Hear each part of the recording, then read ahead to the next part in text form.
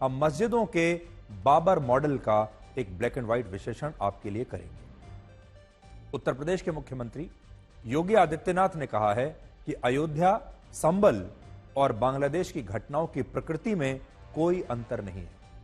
जिस तरह मुगल शासक बाबर के दरबारी ने अयोध्या में राम मंदिर को तोड़कर उस पर बाबरी मस्जिद बनवाई, संभल में हिंदू मंदिर को तोड़कर शाही जामा मस्जिद बनवाई, वही आज बांग्लादेश में हो रहा है और अयोध्या, संभल और बांग्लादेश की घटनाओं का डीएनए एक ही है।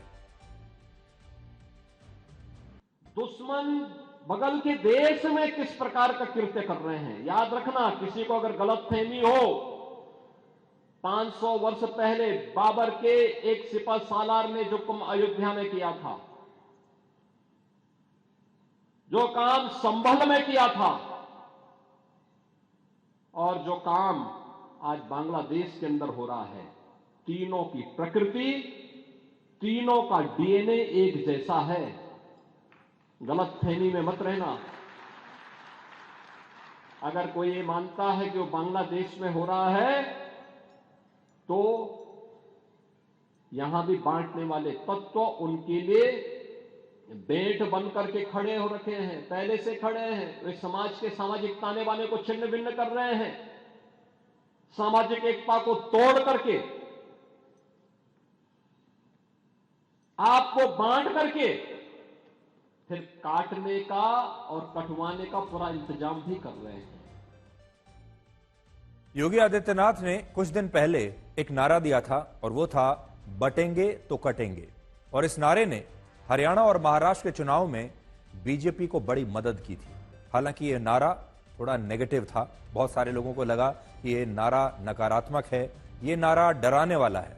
और प्रधानमंत्री ने भी एक नारा दिया था, वो था एक रहेंगे तो सेफ रहेंगे। और ये जो नारा है एक रहेंगे तो सेफ रहेंगे, ये चल गया और इसने बीजेपी को महाराष्ट्र में जबरदस्त सफलता दिलाई। अब योगी आदित्यनाथ एक नया मुद्दा लेकर आए हैं, या कह लीजिए कि अपने नारे का पार्ट 2 लेकर आए हैं, जिसमें वो ये कह रहे हैं कि अयोध्या, संभल और बांग्लादेश की घटनाओं में कोई अंतर नहीं है। हो सकता है कि योगी आदित्यनाथ ने यह बयान हिंदुत्व की राजनीति के लिए दिया हो, लेकिन इस बयान में एक सच्चाई भी है। लेकिन वो सच्चाई इससे पहले हम आपको बताएं, आपको अब देश में चारों तरफ जब आप देखेंगे तो अब आपको ये बात नजर आएगी, महसूस होगी कि बीजेपी ने एक बार फिर से अब यह तय कर लिया है कि अब हिंदुत्व के मुद्दे को जबरदस्त तरीके से उठाना है। और अभी आप देखें तो लोकसभा चुनाव के बाद बीजेपी इस हिंदुत्व के मुद्दे को और ज्यादा जोर शोर से उठाने की कोशिश कर रही है। और भारत की राजनीति में जो आगे का रास्ता आपको दिखाई देगा, वो यही रास्ता आपको दिखाई देगा। आगे चलकर आपको यही नारे पार्ट 2, पार्ट 3, पार्ट 4 में आपको नजर आएंगे। और पहला नारा, दूसरा नारा जो है वो पहले से भी कहीं ज्यादा बड़ा और शक्तिशाली नारा होने वाला है। तो इसकी शुरुआत तो हुई है बटेंगे तो कटेंगे, और आज इसका पार्ट 2 भी आ चुका है। इसके बाद पार्ट 3 आएगा, 4 आएगा, और अब भारत की राजनीति इसी दिशा में, इसी रास्ते पर चल पड़ी है। दुर्भाग्य यह है कि इसी रास्ते पर चलने से पार्टियों को वोट भी मिल रहे हैं। एक पार्टी इस रास्ते पर चलती है तो उसे वोट मिलते हैं, और दूसरी पार्टी दूसरे रास्ते पर चलती है जो कि इससे बिल्कुल दूसरी दिशा में जाता है, उसे भी वोट मिलते हैं। और ये दोनों ही पार्टियां फिर वोटों की राजनीति करती हैं। और वोट देने वाले कौन हैं? इस देश के लोग, इसी देश के वोटर, इसी देश के नागरिक। वर्ष 1947 के विभाजन से पहले बांग्लादेश अविभाजित भारत का हिस्सा था। आप सब जानते हैं बांग्लादेश भारत का ही हिस्सा था।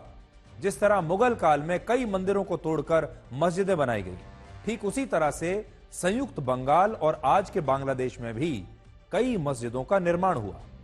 मुगल काल में ऐसी 30 से ज्यादा मस्जिदें बनी, जिनमें कई मस्जिदों को लेकर आज भी विवाद है, और कहा जाता है कि ये मस्जिदें भी हिंदू मंदिरों को तोड़कर या उनके अवशेषों से बनाई गई है। इनमें भी सबसे ज्यादा विवाद उस मस्जिद को लेकर है जो बांग्लादेश के दिनाजपुर जिले में है, और इसे नयाबाद मस्जिद कहते हैं।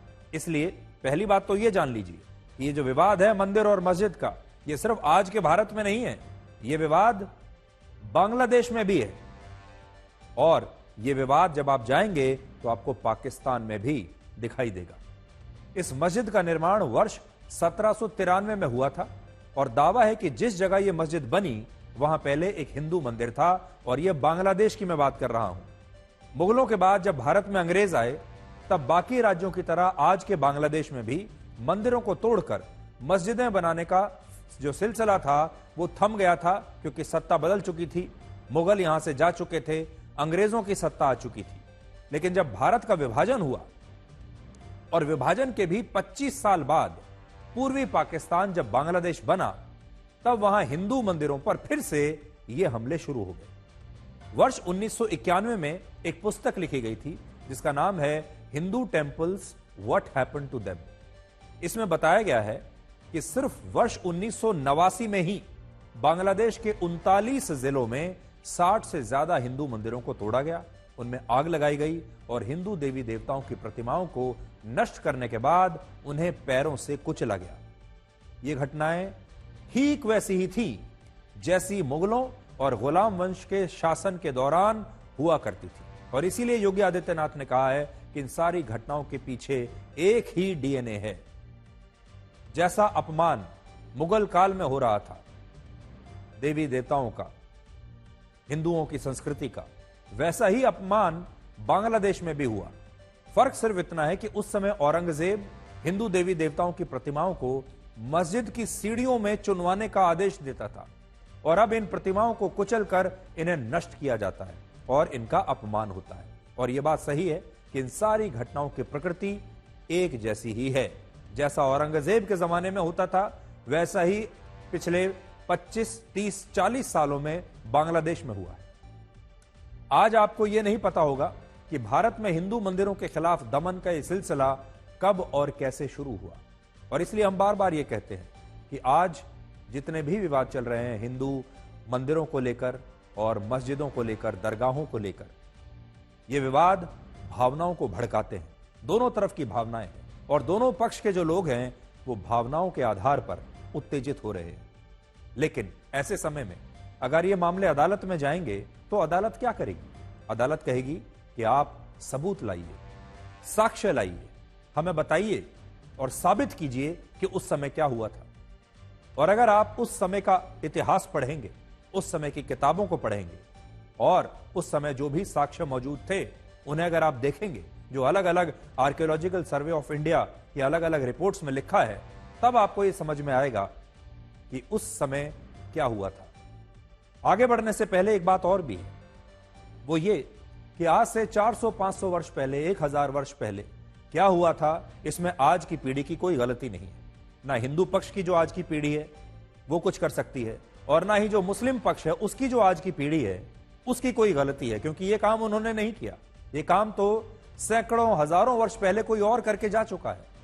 तो अगर किसी ने कोई गलती की है तो उसकी सजा इस पीढ़ी को ना तो भुगतनी चाहिए और ना ही इस पीढ़ी को उस गलती पर पर्दा डालना चाहिए। इतिहास कभी झूठ नहीं बोलता, जो सच्चाई है वो हमेशा सच्चाई रहती है। और अब मैं आपको जो कहानी बताने वाला हूं वो कहानी अजमेर शरीफ की दरगाह और ख्वाजा मोइनुद्दीन चिश्ती से जुड़ी हुई है। और आप जानते हैं कि अजमेर शरीफ की जो दरगाह है उसे मानने वाले हिंदू भी हैं, मुसलमान भी हैं, और पूरे देश में ऐसे लोगों की बहुत बड़ी संख्या है जो अजमेर शरीफ की दरगाह में जाते हैं, अपना मत्था टेकते हैं और श्रद्धा रखते हैं। पर अब मैं आपको जो कहानी बताने वाला हूं उसके लिए हमने कई पुस्तकों को पढ़ा है, उसके लिए हमने बहुत सारा रिसर्च मटेरियल पढ़ा, बहुत सारी रिसर्च निकाली, और हर बार की तरह आज भी मैं आपको कहूंगा कि मैं सोर्स आपको बता रहा हूं। आप चाहें तो उन किताबों को खरीद कर पढ़ सकते हैं बाजार से, आप चाहें तो इंटरनेट पर इन किताबों को पढ़ सकते हैं और खुद देख सकते हैं कि इनमें क्या लिखा है। इनमें एक अंश वर्ष 1989 में छपी एक पुस्तक का है जिसे ब्रिटेन की एक इतिहासकार PM क्यूरी ने लिखा है। वो किताब भी आज मैं अपने साथ लेकर आया हूं, देखिए उसका एक अंश है मेरे हाथ में। इस पुस्तक का नाम है the shrine and cult of Moinuddin Chishti of Ajmer. ये देखिए, और थोड़ा आपको करीब से दिखा देता हूं। आप देख पा रहे हैं, यह किताब 1989 में छपी थी और पीएम क्यूरी, जो कि एक ब्रिटिश इतिहासकार हैं, उन्होंने इसे लिखा है। यह पीएम क्यूरी ना तो बीजेपी की सदस्य हैं ना कांग्रेस की सदस्य हैं। इस पुस्तक के पेज नंबर 72 पर लिखा है कि ख्वाजा मोइनुद्दीन चिश्ती भारत क्यों आए, भारत ही क्यों आए और कहीं क्यों नहीं गए, और भारत में भी उन्होंने अजमेर जाने का ही फैसला क्यों किया, इसके पीछे क्या कारण है।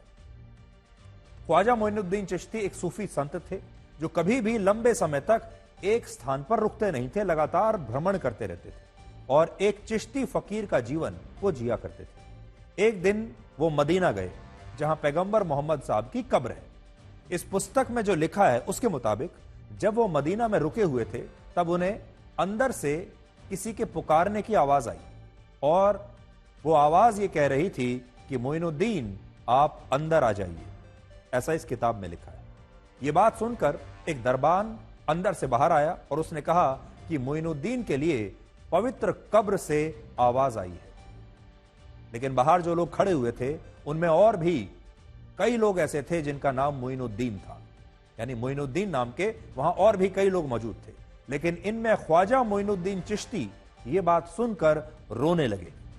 उन्हें पता चल गया था कि यह चमत्कारिक आवाज उनके लिए ही आई है, उन्हीं को बुलाया जा रहा है। और इसे सुनने के बाद वो रोते हुए अंदर गए और वहां उन्हें फिर से एक आवाज आई और इस आवाज का ख्वाजा मोइनुद्दीन चिश्ती से काफी लंबा संवाद हुआ। उन्हें कहा गया कि हिंदुस्तान में मेरा एक बेटा पवित्र युद्ध लड़ने के लिए गया था जो शहीद हो गया और हिंदुस्तान की जमीन फिर से काफिरों के हाथों में चली गई और अब ख्वाजा मोइनुद्दीन चिश्ती तुम्हें ही हिंदुस्तान के अजमेर जाना होगा और अब तुम्हारे पद चिन्हों की कृपा से हिंदुस्तान में एक बार फिर इस्लाम का परचम लहराएगा और काफिरों को सजा दी जाएगी। ऐसा इस किताब में लिखा हुआ है। यह संवाद हुआ मदीना में ख्वाजा मोइनुद्दीन चिश्ती और उस आवाज के बीच। ऐसी मान्यता है कि इस संवाद के बाद पैगंबर मोहम्मद साहब ने ख्वाजा मोइनुद्दीन चिश्ती को एक अनार का दाना दिया और यह कहा कि वो जब इस दाने में देखेंगे तो उन्हें पता चल जाएगा कि उन्हें हिंदुस्तान में अजमेर कैसे जाना है और यह अजमेर हिंदुस्तान के नक्शे पर कहां है। और इसी के बाद वर्ष 1190 में ख्वाजा मोइनुद्दीन चिश्ती भारत आए और फिर दिल्ली से अजमेर चले गए और आज अजमेर में ही उनकी दरगाह है। ये सारी बातें इस पुस्तक में लिखी हैं और आप चाहें तो इस पुस्तक के पेज नंबर 72 और 73 को पढ़ सकते हैं। पुस्तक का नाम फिर से आपको बता देता हूं, the shrine and cult of Moinuddin Chishti of Ajmer. इसे लिखा है ब्रिटेन के एक इतिहासकार पीएम क्यूरी ने। इस घटना से दो बातें पता चलती हैं। पहली बात यह कि ख्वाजा मोइनुद्दीन चिश्ती का अजमेर आना कोई इत्तेफाक नहीं था और वो इस्लाम धर्म का परचम लहराने के लिए अजमेर आए थे। और दूसरा, जब वो भारत आ रहे थे तब उन्हें यह संदेश मिला था कि ये काफिरों की धरती है, ये काफिरों की जमीन है और इसे उन्हें अपने पदचिन्हों से इस्लाम की जमीन बनाना है। यानी भारत जो है वो काफिरों की जमीन है और इसे इस्लाम की जमीन बनाना है। इसी पुस्तक में यह भी लिखा है कि जब ख्वाजा मोइनुद्दीन चिश्ती अजमेर पहुंचे तो उन्होंने वहां आणा सागर झील के किनारे कई हिंदू मंदिर देखे और इन मंदिरों को देखने के बाद उन्होंने कहा कि अगर पैगंबर मोहम्मद साहब की ख्वाहिश है तो वो इन सभी हिंदू मंदिरों को बहुत जल्द नष्ट कर देंगे। ऐसा उन्होंने कहा है। इस किताब में यह लिखा हुआ है और मैं आपको एक बार जरा पढ़कर बताता हूं। At that time there were very many temples of idols around the lake. When Khwaja saw them he said, if God and his prophet so it will not be long before I raise to the ground these idol temples। आज जो लोग ये कह रहे हैं कि अजमेर शरीफ की दरगाह के नीचे मंदिर नहीं हो सकता, उन लोगों को यह बात पता होनी चाहिए कि ख्वाजा मोइनुद्दीन चिश्ती ने अजमेर आने के बाद खुद अपने मुंह से, अपनी जुबान से हिंदू मंदिरों को नष्ट करने की बात कही थी, अगर इस किताब पर विश्वास किया जाए तो। और यह बात ना तो हम कह रहे हैं, ना कोई नेता कह रहा है, ये बात एक ब्रिटिश इतिहासकार अपनी पुस्तक में बता रही हैं और जिनका हिंदू और मुसलमानों से कोई संबंध नहीं है। और यह पुस्तक भी वर्ष 1989 में लिखी गई है। उस समय भारत में राजनीतिक माहौल अलग था, उस समय सरकारें अलग थी। और इसी पुस्तक में यह भी लिखा है कि जिन मंदिरों को ख्वाजा मोइनुद्दीन चिश्ती ने नष्ट करने की बात कही, उनमें से एक मंदिर बहुत बड़ा था, बहुत विशाल था, जहां अजमेर के राजा भी पूजा पाठ करने के लिए आया करते थे। जब ख्वाजा मोइनुद्दीन चिश्ती अजमेर के इस इलाके में रहने लगे तो उनके अनुयायियों ने प्रतिदिन इस मंदिर के पास गाय लाकर गाय का वध करना शुरू कर दिया। इस मंदिर के पास गायों को काटना शुरू कर दिया और उस मंदिर के सामने और मंदिर के आसपास गाय का मांस खाना शुरू कर दिया, ताकि ये पूरी जो जमीन है, ये पूरा स्थान अपवित्र हो जाए। इससे जब स्थानीय हिंदुओं की भावनाएं आहत हुई तो उन्होंने ख्वाजा मोइनुद्दीन चिश्ती के अनुयायियों का विरोध किया और कहा कि यहां आप गौ हत्या नहीं कर सकते, गाय का मांस नहीं खा सकते। लेकिन इस पुस्तक में लिखा है कि ख्वाजा मोइनुद्दीन चिश्ती ने एक चमत्कारिक मिट्टी फेंककर इन हिंदुओं को शांत कर दिया और उन्होंने फिर कभी, यानी इन हिंदुओं ने इसके बाद कभी भी मंदिर के पास गायों का वध करने का विरोध नहीं किया। यह चमत्कार था ख्वाजा मोइनुद्दीन चिश्ती का। अब मैं आपको पढ़कर बताता हूं कि इसमें और क्या क्या लिखा है। देखिए, अब ये बात आप ध्यान से सुनिएगा, मैं किताब को कोट कर रहा हूं। उस समय अजमेर की झील के चारों ओर बहुत सारे हिंदू मंदिर थे जिनमें कई मूर्तियां विराजमान थी। जब ख्वाजा मोइनुद्दीन चिश्ती ने उन्हें देखा तो उन्होंने कहा, अगर अल्लाह और उनके पैगंबर की इच्छा होगी तो मुझे इन मंदिरों को नष्ट करने में बहुत समय नहीं लगेगा। ऐसा कहा जाता है कि उन मंदिरों में से एक मंदिर था जिसकी बहुत मान्यता थी, जिसमें राजा और सभी काफिर पूजा करने आते थे। इस मंदिर के खर्च के लिए एक भूमि भी आवंटित की गई थी। ख्वाजा मोइनुद्दीन चिश्ती इसी भूमि पर आकर बस गए और हर दिन उनका एक सेवक एक गाय खरीदकर वहां लाता था, उसे मारता था और उस गाय को वहीं पर खाया जाता था। इसके विरोध में कुछ काफिर डंडे, पत्थर और गुलेल लेकर इन सेवकों को मारने के लिए आए। उस समय इन लोगों ने ख्वाजा साहब को घेर लिया। वो उस समय इबादत कर रहे थे। उन्होंने वहां से उठकर इन काफिरों पर मिट्टी फेंकी और जिन भी लोगों पर यह मिट्टी लगी वो सब कुछ उसके बाद भूल गए और उन्होंने दोबारा कभी इस बात का विरोध नहीं किया। तो ये चमत्कारिक मिट्टी थी जो ख्वाजा मोइनुद्दीन चिश्ती ने उनके ऊपर फेंकी और इसीलिए लोग कहते हैं कि ख्वाजा मोइनुद्दीन चिश्ती के पास बहुत चमत्कार थे। वो बहुत पहुंचे हुए सूफी थे, बहुत पहुंचे हुए सूफी संत थे। अजमेर वो स्थान है जहां से हिंदू मंदिरों के दमन का सिलसिला शुरू हुआ था। ये सारी कहानी अजमेर से शुरू हुई और इस दमन के पीछे मुस्लिम आक्रमणकारियों की नफरत थी, जिसके निशान दिल्ली की जामा मस्जिद में भी आपको मिलते हैं। अब जामा मस्जिद पर आते हैं, दिल्ली की जामा मस्जिद पर। औरंगजेब की मृत्यु के बाद वर्ष 1707 से 1710 के बीच एक और पुस्तक लिखी गई जिसका नाम है मासिरे आलमगिरी। इस पुस्तक के अंश मैं आपको पहले भी पढ़कर बता चुका हूं और इस पुस्तक में लिखा है कि औरंगजेब ने जोधपुर में तोड़ी गई हिंदू देवी देवताओं की प्रतिमाओं के मलबे को दिल्ली की जामा मस्जिद की सीढ़ियों के नीचे दफन करा दिया था। औरंगजेब चाहता था कि जब मुसलमान दिल्ली की जामा मस्जिद में नमाज पढ़ने के लिए आएं तो उनके कदम सबसे पहले उन सीढ़ियों पर पड़ें जिन सीढ़ियों के नीचे हिंदू देवी देवताओं की प्रतिमाओं और मंदिरों का मलबा दफन है। और यह बात आज से 314 वर्ष पुरानी एक पुस्तक में लिखी है। क्या आपने कभी सोचा है कि भारत में 6 लाख मस्जिदें हैं, लेकिन इनमें से जिन चुनिंदा मस्जिदों में सबसे ज्यादा सीढ़ियां हैं उनमें दिल्ली की जामा मस्जिद का नाम आता है। जामा मस्जिद में बहुत सारी सीढ़ियां हैं।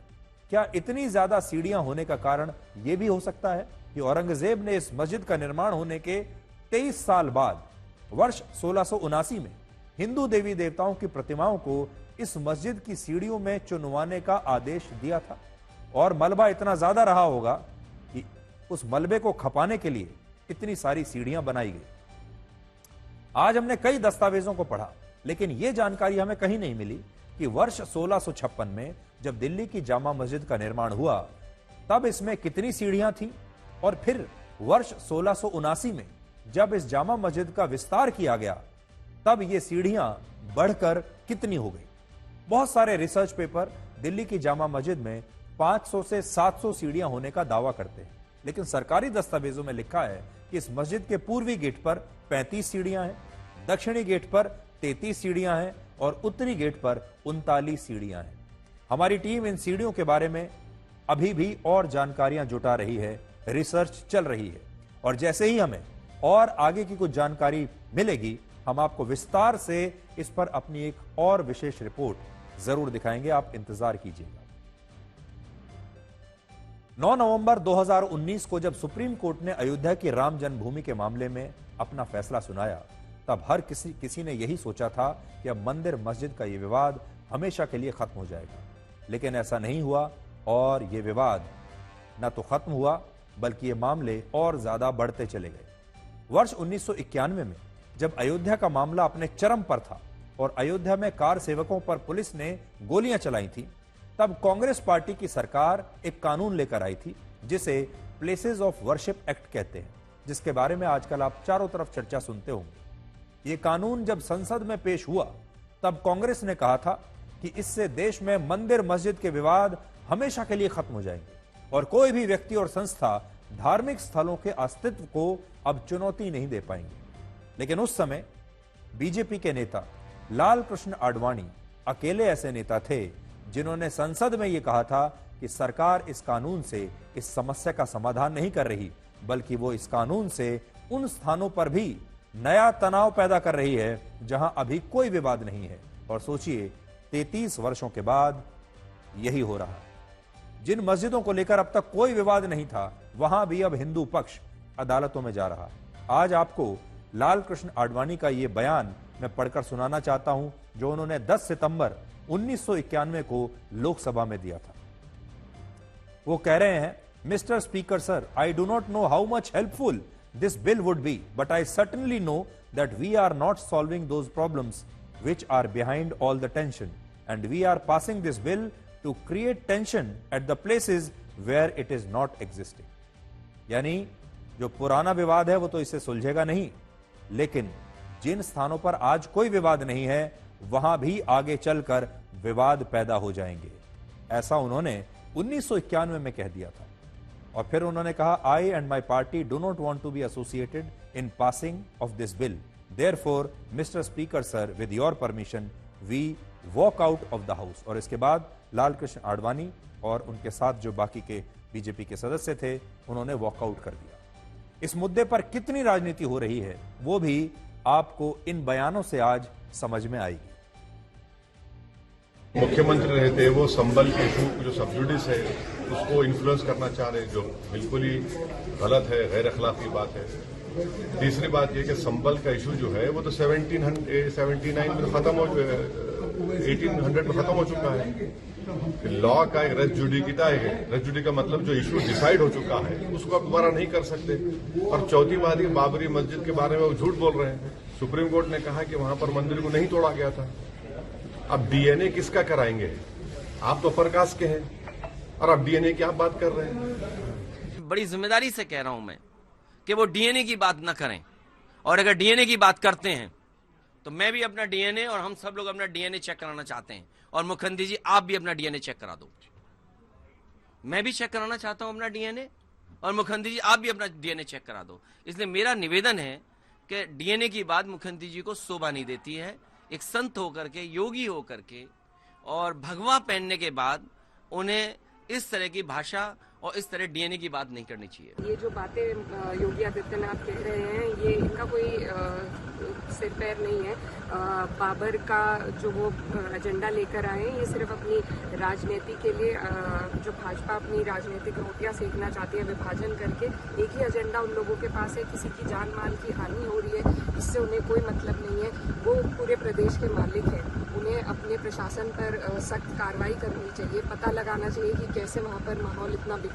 Something is happening in Bangladesh. It's really up to the union government to take a position to see whether Indian interests are being compromised. And the UP Chief Minister's party is the one that's in union government, so it's really in their court to deal with Bangladesh. खबर जो महाराष्ट्र से, 54 वर्ष के देवेंद्र फडणवीस आज महाराष्ट्र के 18वें मुख्यमंत्री बन गए। वो एकनाथ शिंदे की सरकार में पहले उप मुख्यमंत्री थे, लेकिन अब एकनाथ शिंदे उनकी सरकार में उप मुख्यमंत्री होंगे और आज उन्होंने और अजीत पवार ने भी महाराष्ट्र के उप मुख्यमंत्री के पद की शपथ ले ली। ये शपथ ग्रहण समारोह मुंबई के आजाद मैदान में हुआ और इसमें प्रधानमंत्री मोदी, उनके मंत्रिमंडल के तमाम बड़े बड़े नेता, बीजेपी शासित राज्यों के मुख्यमंत्री और बॉलीवुड के कई मशहूर एक्टर सलमान खान और शाहरुख खान से लेकर कई बड़े बड़े सेलिब्रिटीज, कई बड़े बड़े फिल्म स्टार्स आज इस शपथ ग्रहण समारोह में शामिल हुए। हा संपूर्ण सोहळा दिसतोय।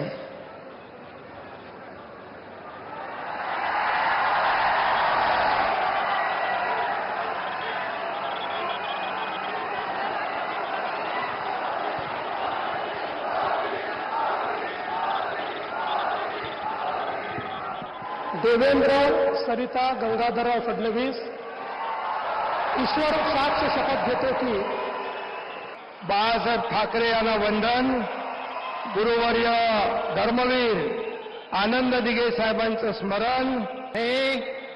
मी अजित आशाताई अनंतराव पवार गांभीर्यपूर्वक प्रतिज्ञा करतो की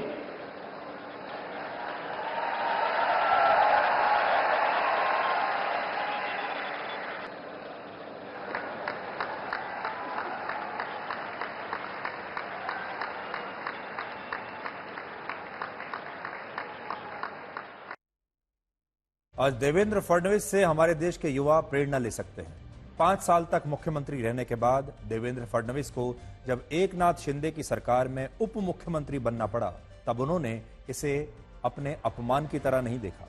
वो जानते थे कि अगर उन्होंने इस पद को अस्वीकार किया तो उन्हें सरकार से अलग होना होगा और शायद उन्हें लोग बहुत जल्द भूल भी जाएंगे। और दूसरी बात यह है कि वो अपनी पार्टी के बहुत ही अनुशासित सिपाही हैं, यानी जो पार्टी कहेगी, जो पद पार्टी देगी, जो भूमिका पार्टी देगी, उसे उन्होंने सहर्ष स्वीकार कर लिया। तो ये अनुशासन की एक मिसाल है।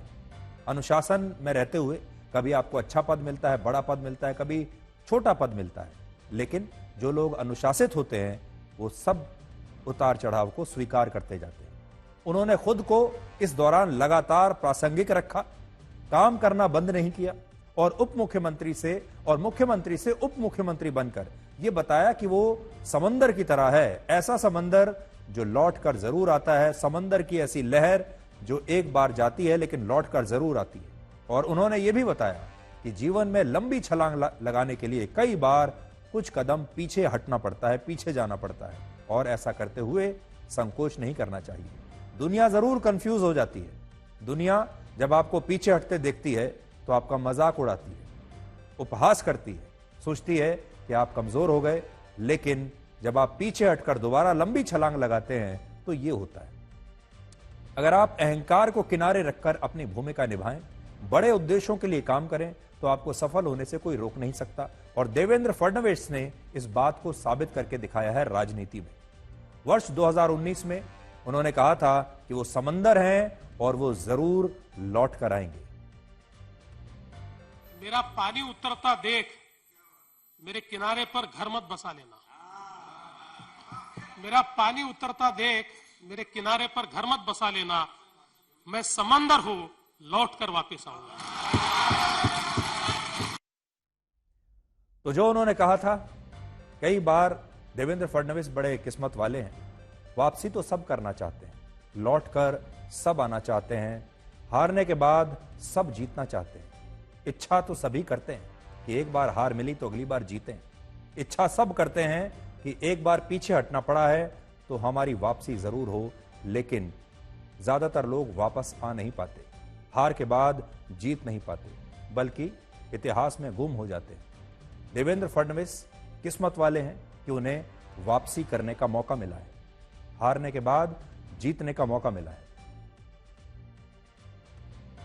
तो आप देखिए, 2014 में उन्होंने शपथ ली, 2019 में शपथ ली और अब 2024 में भी वो महाराष्ट्र के मुख्यमंत्री पद की शपथ ले रहे हैं। अब आपको एक ऐसी तस्वीर दिखाएंगे जिसकी बड़ी चर्चा भी हो रही है और ये बड़ी दिलचस्प तस्वीर है, कम से कम बीजेपी की अंदरूनी राजनीति के लिए। जब किसी कार्यक्रम में भारत के गृह मंत्री अमित शाह और उत्तर प्रदेश के मुख्यमंत्री योगी आदित्यनाथ मौजूद होते हैं तो विपक्षी नेता उनकी एक ना एक ऐसी तस्वीर जरूर निकालकर वायरल करने की कोशिश करते हैं, जिससे वो ये साबित करने की कोशिश होती है कि दोनों के बीच में रिश्ते ठीक नहीं है, दोनों के बीच रिश्ते कड़वे हैं। लेकिन आज विपक्षी नेताओं का ये तस्वीर दिखाकर आज हम उन्हें ये पूछना चाहते हैं कि क्या वो इस तस्वीर को भी वायरल करेंगे जिसमें अमित शाह और योगी आदित्यनाथ एक दूसरे का बड़े प्यार से अभिवादन कर रहे हैं। तो विपक्षी नेताओं को आज ये तस्वीर भी निकालनी चाहिए। तो जिस तस्वीर की सबसे ज्यादा चर्चा होने वाली है वो तस्वीर हम आपको दिखा रहे हैं, देखिए एक बार फिर से।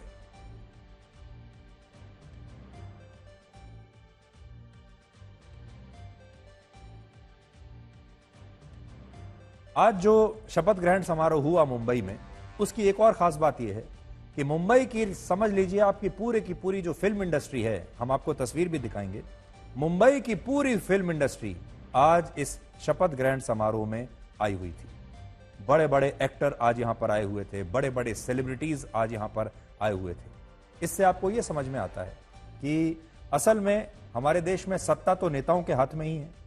लोकतंत्र को भी ये नेता चलाते हैं जो संवैधानिक पदों पर बैठे हैं, चुनाव भी ये नेता ही लड़ते हैं और जनता भी इन्हीं नेताओं को चुनकर यहां पर भेजती है। लेकिन हमारे नेताओं को भी फिल्मी एक्टर्स के ग्लैमर का कितना शौक है और हमारे देश की राजनीति में फिल्मी एक्टर्स की जो भूमिका है, उनका जो रुतबा है, वो कैसे बढ़ता जा रहा है, ये आज आपको यहां नजर आएगा, यहां आपको दिखाई देगा।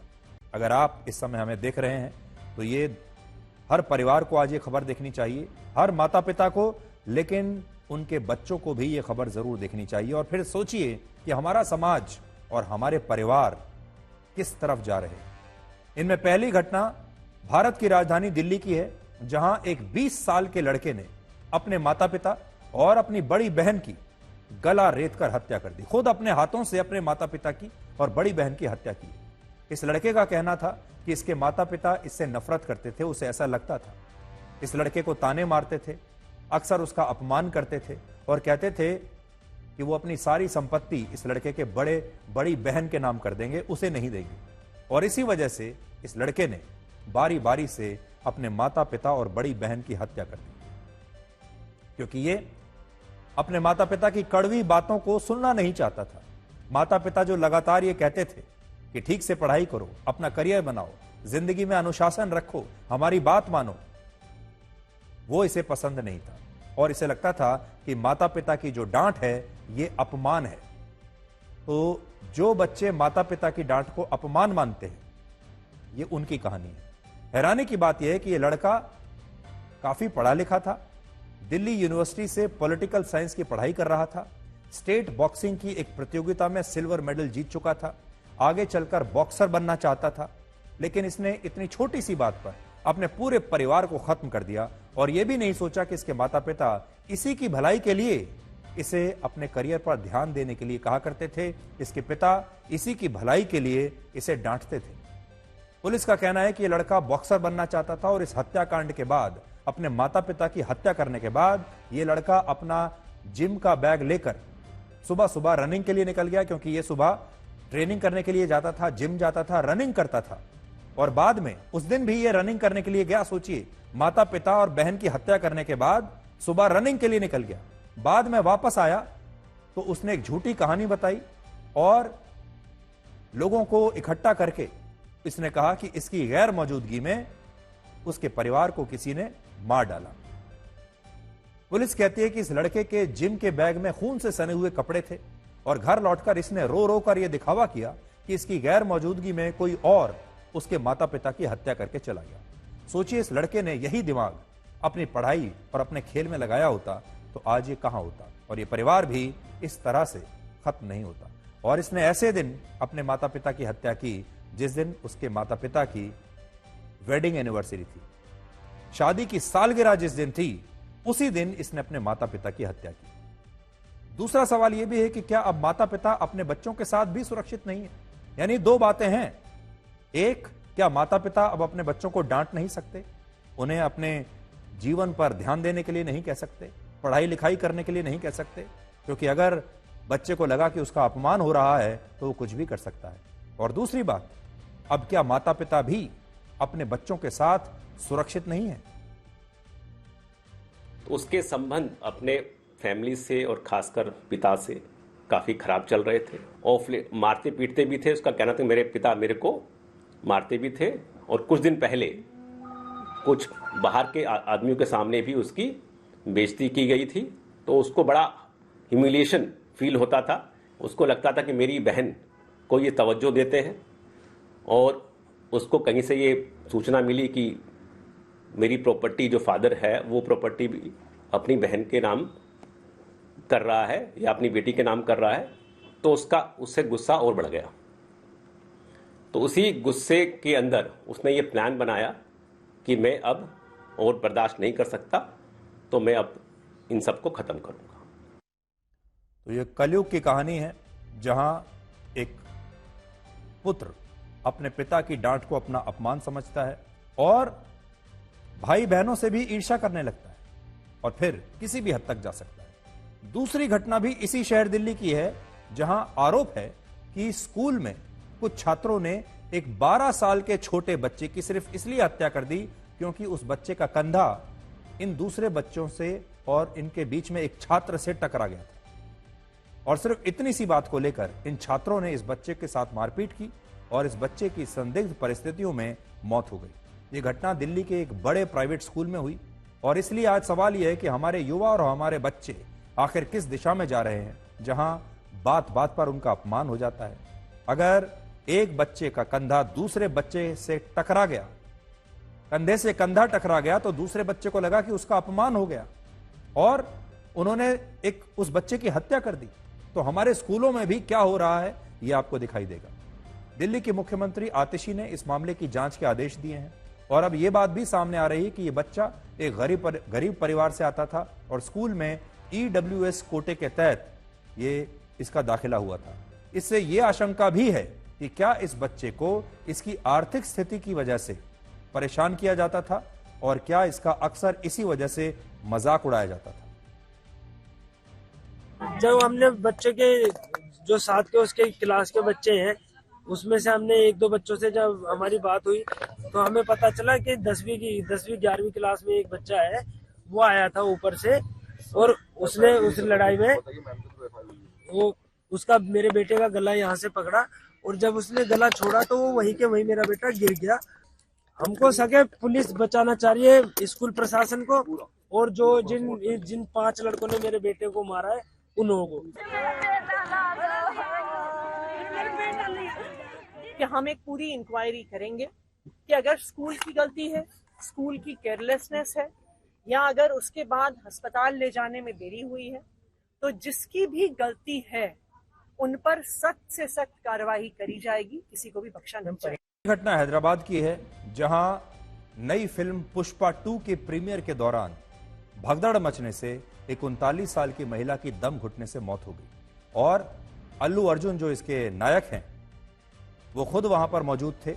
और आप इस भीड़ को देखकर जरा अंदाजा लगाइए कि हमारे देश में लोगों के लिए जान से भी ज्यादा जरूरी मनोरंजन है। ये सारे लोग अल्लू अर्जुन को देखने के लिए आए हैं। अल्लू अर्जुन की जो नई फिल्म है पुष्पा 2, उसका शो देखने के लिए इतनी भीड़ हुई कि वहां पर भगदड़ मच गई और उस भगदड़ में कई लोग घायल हुए हैं और एक की मृत्यु हो गई। इस मामले में एक्टर अल्लू अर्जुन और दूसरे कलाकारों समेत उनकी सिक्योरिटी टीम के खिलाफ भी एक FIR दर्ज कर ली गई है। आज देश भर के सिनेमा थिएटर्स में फिल्म पुष्पा 2 देखने के लिए लंबी लंबी लाइनें लगी हुई हैं और ये लाइनें हमारे देश के युवाओं की प्राथमिकता के बारे में आपको बताती हैं कि उन्हें नौकरी से पहले, रोजगार से भी पहले मनोरंजन चाहिए। उन्हें बड़े बड़े गायकों के कॉन्सर्ट्स देखने हैं, उन्हें एक्टर्स और कलाकारों को देखना है और उन्हें दिन भर रील्स देखनी है और दिन भर रील्स बनानी भी है। हम कई बार कहते हैं कि भारत में बेरोजगारी एक बहुत बड़ा मुद्दा है। हमारा जो युवा है वो बेरोजगारी से बहुत परेशान है, लेकिन फिर जब आप इस तरह की भीड़ देखते हैं, ऐसी भीड़ आपको 2 ही जगह नजर आती है। एक, जहां सरकारी नौकरियों की भर्ती हो रही होती है और दूसरा, जहां मनोरंजन हो रहा होता है, और कई बार मनोरंजन की जो लाइन है वो नौकरी की लाइन से भी कई गुना ज्यादा लंबी होती है, जैसा आप यहां देख सकते हैं। भारत की आधी आबादी की उम्र 28 वर्ष से कम है, और हम कहते हैं कि यही युवा भारत के शक्तिपुंज हैं, यही हमारे भविष्य हैं, और यही भारत को विश्व गुरु बनाएंगे। लेकिन सच्चाई यह है कि इनमें से बहुत सारे युवा आज भटक चुके हैं, और ये युवा मनोरंजन के लिए लाइन लगाकर खड़े हैं, और शायद नौकरियों से भी लंबी लाइनें आज सिनेमा थिएटर्स के बाहर लगी हैं, या फिर जिन स्टेडियम्स में कॉन्सर्ट होता है वहां लगी है।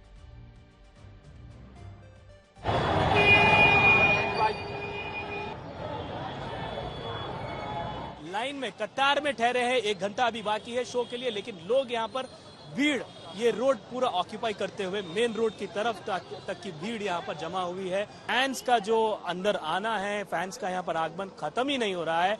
अधिकारी इन फैंस को संभालते संभालते थक चुके हैं, लेकिन राज्य के कोने से, आंध्रा और तेलंगाना के कोने कोने से यहाँ पर फैंस आ रहे हैं। हैदराबाद में ruling not only national box office, it's ruling everything, international box office also it's ruling.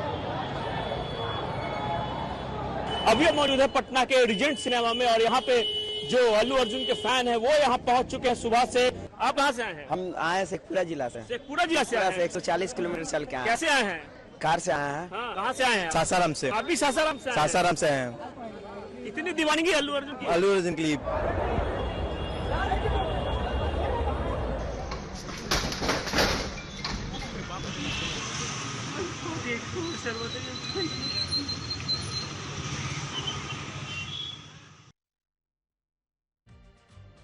Film Pushpa का एक बड़ा मशहूर डायलॉग है, आपने भी सुना होगा, मैं झुकेगा नहीं।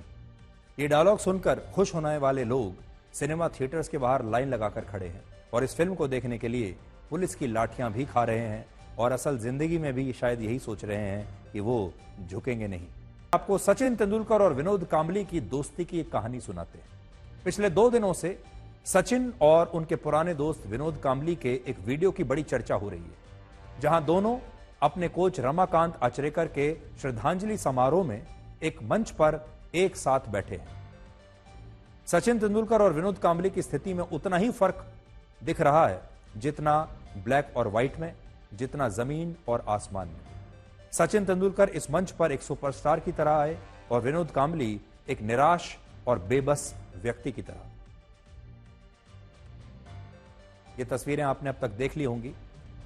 एक कोने में विनोद कांबली बैठे हुए थे मंच पर।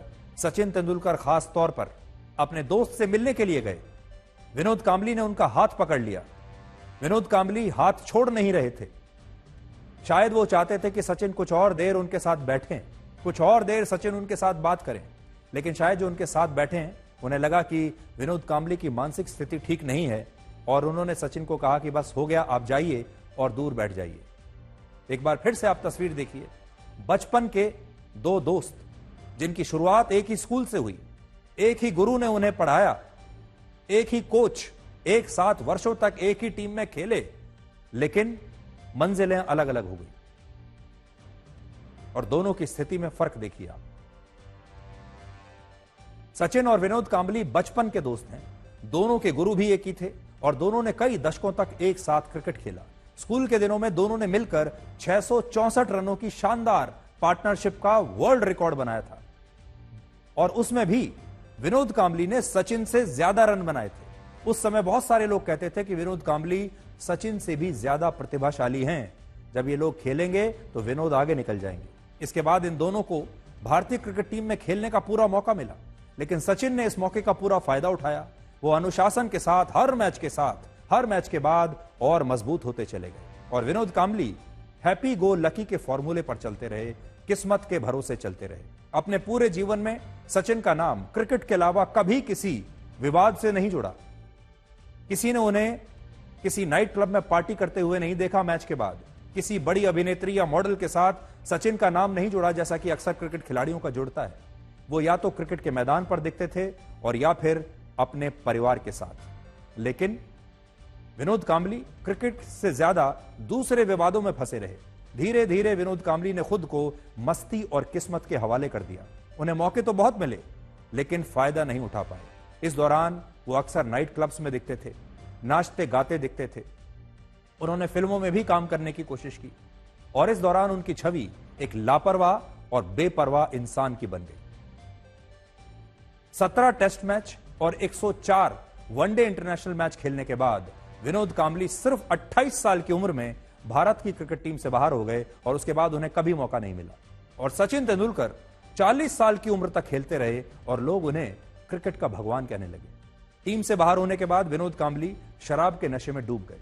हमारे देश में उनसे कहीं कम क्रिकेट खेलने वाले खिलाड़ी भी आज रिटायरमेंट के बाद क्रिकेट से जुड़े हुए हैं। कोई कमेंटेटर बन गया, कोई कोच बन गया, किसी ने अपनी एकेडमी खोल ली और ये सब लोग अच्छा पैसा कमा रहे हैं। लेकिन विनोद कांबली आज इस स्थिति में है कि उनके पास अपना इलाज कराने के लिए भी पैसे नहीं। ये सचिन का बड़प्पन है कि वो अपने इतने पुराने दोस्त को भी भूले नहीं हैं। लेकिन विनोद कांबली आज के युवाओं के लिए एक सबक है कि जबरदस्त प्रतिभा और किस्मत के बावजूद अनुशासनहीनता, लापरवाही और नशे की लत की वजह से आप बुलंदियों से गर्त में जाकर गिर सकते हैं। विनोद कांबली की इस स्थिति को देखकर 1983 में वर्ल्ड कप जीतने वाली भारतीय क्रिकेट टीम ने कहा है कि वो कांबली के इलाज का खर्च उठाने के लिए तैयार है, लेकिन इसके लिए भी पहले उन्हें शराब छोड़ने के लिए एक रिहैबिलिटेशन सेंटर जाना होगा। इससे पहले भी विनोद कांबली कई बार शराब छोड़ने की कोशिश कर चुके हैं, लेकिन कभी सफल नहीं हो पाए। और आज 52 वर्ष की उम्र में उनकी स्थिति यह है कि न तो उनका शरीर ठीक से काम कर रहा है और ना ही दिमाग।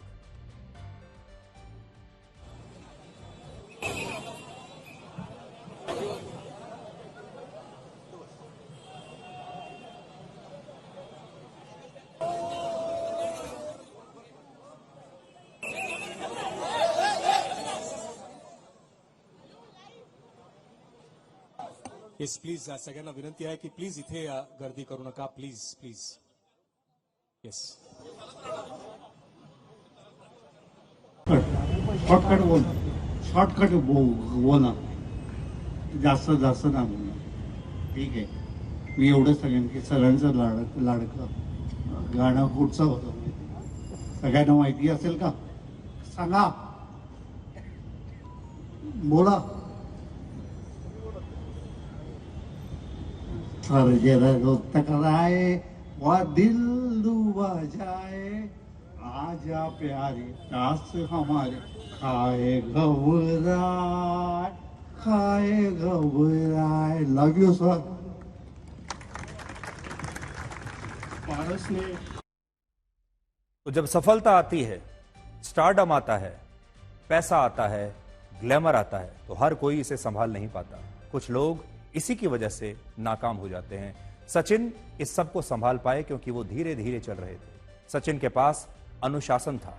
विनोद कांबली को भी वही सब मिला जो सचिन को मिला, लेकिन वो अनुशासनहीनता की वजह से इस पैसे को, इस ग्लैमर को, इस स्टारडम को, इस सफलता को ना तो समझ पाए और ना ही इसे संभाल पाए। तो ये आप सब के लिए एक सबक है। सच तो ये है कि गरीब को हमेशा अच्छा वक्त आने की उम्मीद रहती है और अमीर को हमेशा बुरा वक्त आने का खौफ रहता है। जैसे कि मैं सो रहा हूँ तो पिताजी को जगाना है मुझे, तो वो डायरेक्ट उठाने के बजाय, और हिंसा की परंपरा मेरे यहाँ नहीं थी सौभाग्य से, तो वो क्या करते थे कि उस कमरे में आ जाएंगे या बाहर से गुजरेंगे और चौपाई बोलेंगे, प्रात काल उठ के रघुनाथा, मात पिता गुरु नावई माता। कभी कभी मैं गुस्से में उठ करके अरे पापा, चरण स्पर्श किया और सो गया। मैंने कहा अब मत उठाना।